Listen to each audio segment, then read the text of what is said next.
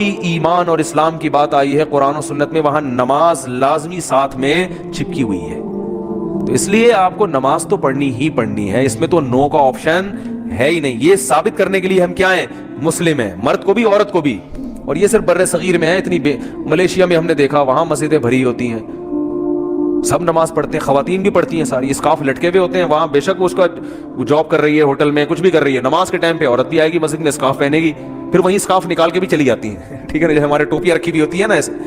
افغانستان میں سب نماز پڑھتے ہیں، سعودی عرب میں سب نماز پڑھتے ہیں، دبئی میں عرب کے کیسے کیسے عیاش ہیں، نماز کے ٹائم پہ سارے ایسے لگے گا جیسے ان سے بڑا نیک دنیا میں کوئی ہے ہی نہیں. بادشاہ نماز پڑھتے ہیں، وزیر نماز پڑھتے ہیں.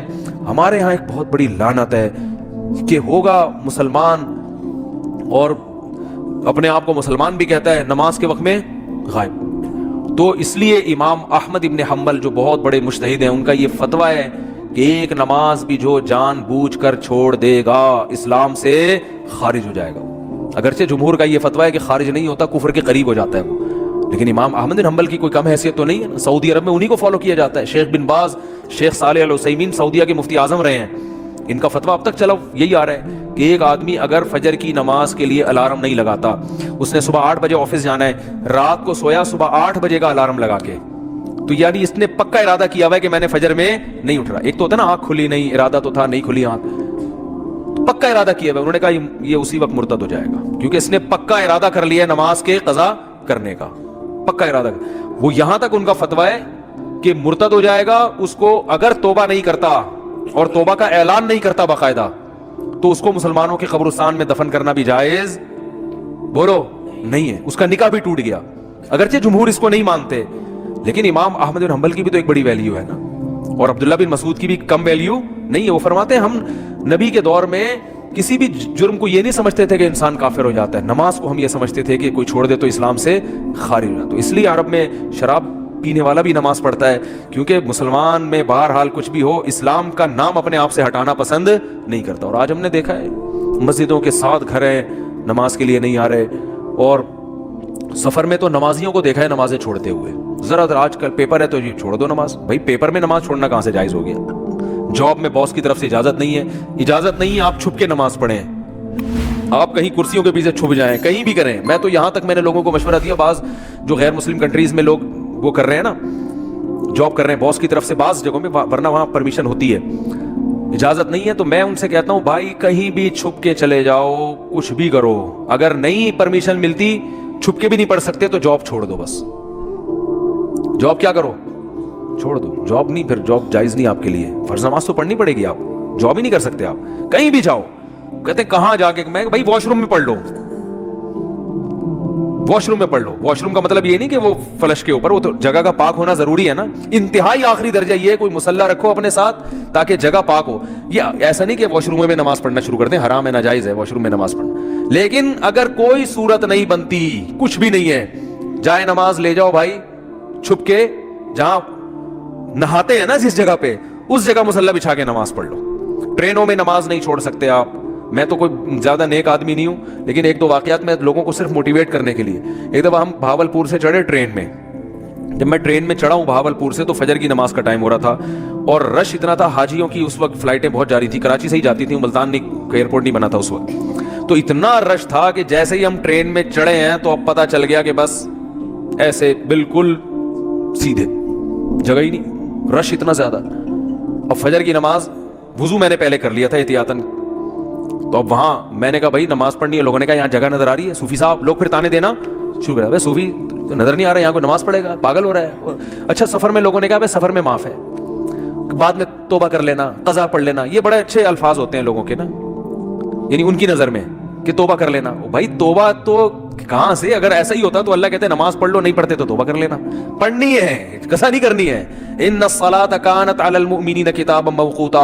اگر نماز چھوڑنے کی میرے بھائی کہیں گنجائش ہوتی تو میدان جنگ میں لڑتے ہوئے جب گولوں کی گھن گرج اور تلواروں کی چمک ہو، اس میں اللہ اجازت دے دے گا قضا کر لو. وہاں اجازت نہیں دی ہے. اللہ نے فرمایا نہیں کوئی صورت بنتی، سواری پہ بیٹھو، گھوڑے کا جہاں رخ ہے اسی طرف رخ کر کے نماز پڑھو. وہاں اجازت نہیں دی. اور آگے اللہ نے اس کی وجہ بیان کی ہے کہ میں اس لیے کہہ رہا ہوں یہاں پڑھنی ہے کہ نماز صرف پڑھنے کا حکم نہیں ہے. ان الصلاۃ کانت علی المؤمنین کتابا موقوتا, نماز مومنین پر مقررہ اوقات میں فرض ہے. یہ اس لیے جواب دیا کہ آپ کہہ سکتے تھے اللہ جب جنگ ختم ہو جائے گی پھر پڑھ لیں گے نا آرام سے خشوع و خضوع کے ساتھ. ابھی جنگ ہو رہی ہے, اللہ ابھی کیا, جب جنگ ختم ہو جائے قضا پڑھ لیں گے بعد میں, ٹائم گزر جائے گا, پھر بہت ڈبل سجدہ کریں گے, ہم بہت لمبے لمبے قیام کریں گے. اللہ فرماتے ہیں نماز مقررہ اوقات میں فرض ہے, وہ ٹائم گزر جائے گا اگر جنگ ختم ہونے کا انتظار کرو گے. بہت مشکل ہے بھائی, نہیں آ رہی سمجھ میں تو جیسے زندگی گزر. فرشتے بہت اچھی طرح سے اردو میں بھی سمجھا دیں گے قبر میں. وہ کہتے ہیں میں نہیں بتاؤں گا, تو لوگوں نے کہا اب تو آپ کو سب بتانا پڑے گا.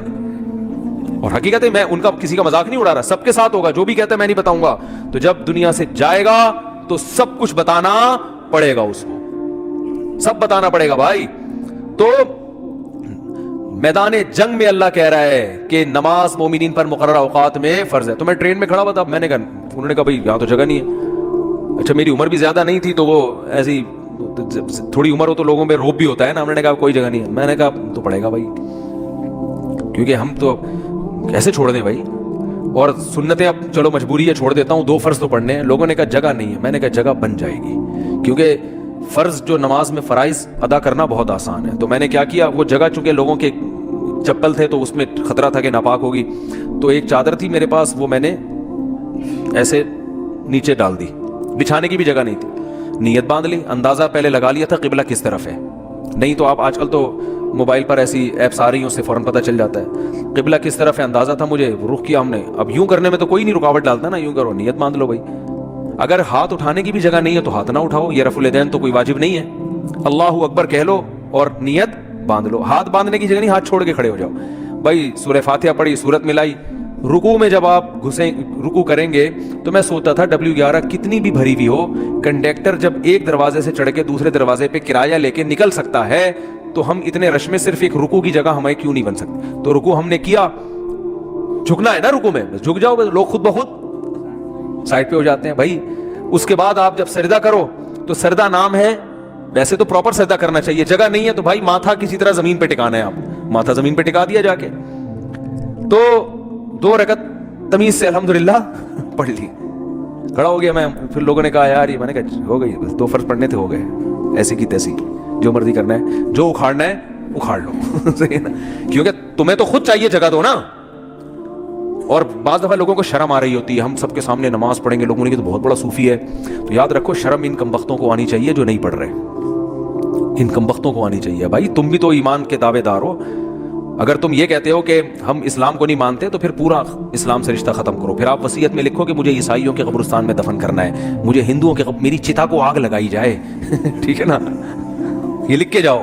جو نماز نہیں پڑھتا نا لکھے کہ بھائی میں چونکہ نماز نہیں پڑھتا اور میں مانتا ہوں یہ ٹائم ویسٹنگ ہے اور یہ کیا مولویوں نے نماز رکھا ہوا ہے, تو لکھو کہ میری چتا کو, ایک ہندو ابھی مسلمان ہوا ہے, تو میں نے, وہ مجھے کہہ رہے تھے کہ میں لائیو سب کے سامنے کلمہ پڑھوں گا نا, تو میں نے کہا چلو ہمارے بیان میں آپ کو لائیو ہم لے لیں گے.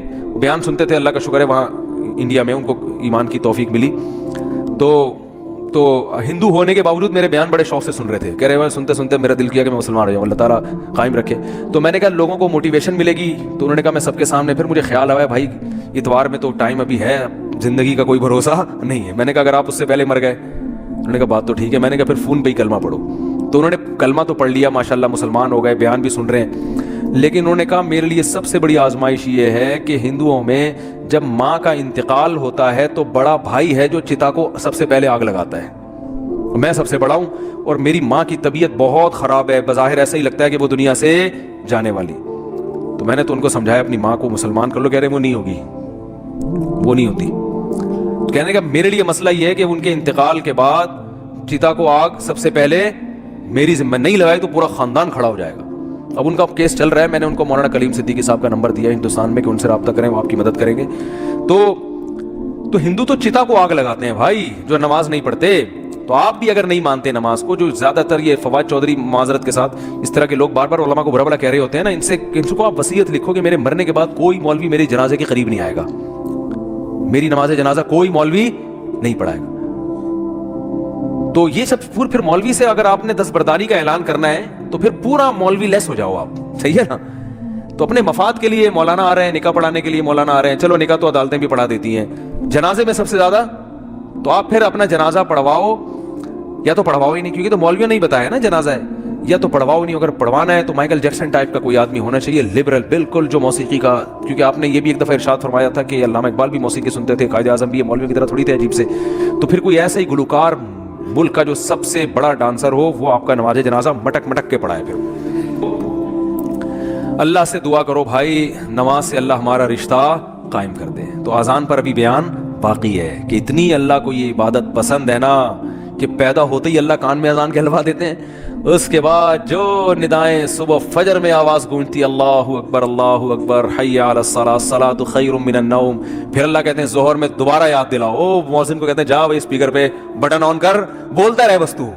लोग कहेंगे कि यार जब नमाज का टाइम जोहर का 1:05 है तो बताने की जरूरत क्या है? अल्लाह कहते हैं इनकी बातों में मत आना, 1:05 है तो 1:45 पे बता देना इनको कि 15 मिनट रह गए, 20 मिनट रह गए।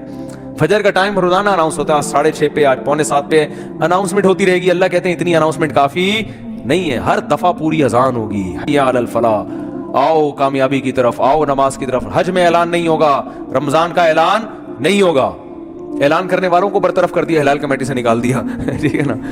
नमाज का हर दफा ऐलान होगा, और इतनी अजानें होती है ना पूरी दुनिया में कि 1 सेकंड के लिए भी दुनिया अजान से खाली नहीं होती, दी जा रही है उस वक्त से।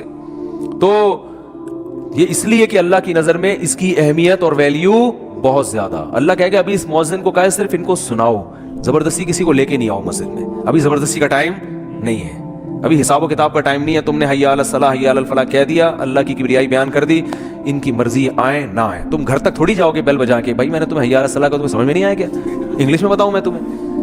ना ना ना, मुअज्जिन के लिए जाना क्या है, नाजायज। उलमा ने लिखा है कि जब अजान हो जाए ना तो किसी और तरह से दावत देना जायज नहीं है, क्योंकि अल्लाह की दावत कंप्लीट दावत है। अब आप अकबल तरीके से माइक भूपू हाथ में लेके लोगों बुलाने, जैसे बास जगहों पे हमने देखा मस्जिदों में अजान हो जाती है, फिर एक उर्दू में अजान शुरू हो जाती है, हजरात अजान हो गई है, मस्जिद में इतने बजे टाइम है, आपको बताया आप आ जाएं, मरना एक दिन उठना है, वो पूरा प्रोग्राम शुरू हो जाता है ना।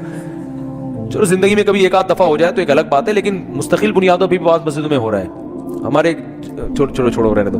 तो इसलिए उलमा ने कहा अल्लाह ने प्रॉपर रखी इसलिए कि अब दोबारा किसी और दावत की जरूरत ना हो। तो अब अल्लाह कहते हैं अब आना है आ, नहीं आना नहीं आ, ये हिसाब मैं आखिरत में लूंगा कि तू इतना ढीठ 1400 साल से फजाओं में हर नमाज के टाइम पे ये निदा गूंजती है, ना सर्दियों में इसमें नागा होता है, ना गर्मियों में नागा होता है, ना रातें लंबी हो तो नागा, ना रातें छोटी हो, हत्ता के सफर में भी अजान का हुक्म है, अजान का हो, फिर जंगल में अकेले नमाज पढ़ो अजान का हो।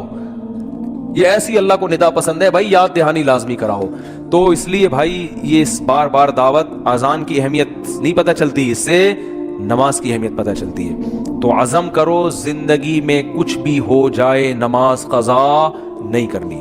जो जमात की नमाज के आदी नहीं है वो कम से कम इतना कर लें कि पहला स्टेप ये है कि कज़ा नहीं होने देना किसी सूरत में, फिर अगला स्टेप क्या है, जमात नहीं छोड़नी किसी सूरत में। वो जमात असल तो नमाज है ही जमात, और अगर कभी छूट जाए ना तो तौबा करनी है और उसको कज़ा करके अगली पढ़नी है, पहले उसकी कज़ा पढ़नी है फिर अगली, और कुछ जुर्माना भी रखें अपने ऊपर। समझते हो कि नहीं समझते? अल्लाह ताला समझने की, अमल की तौफीक अता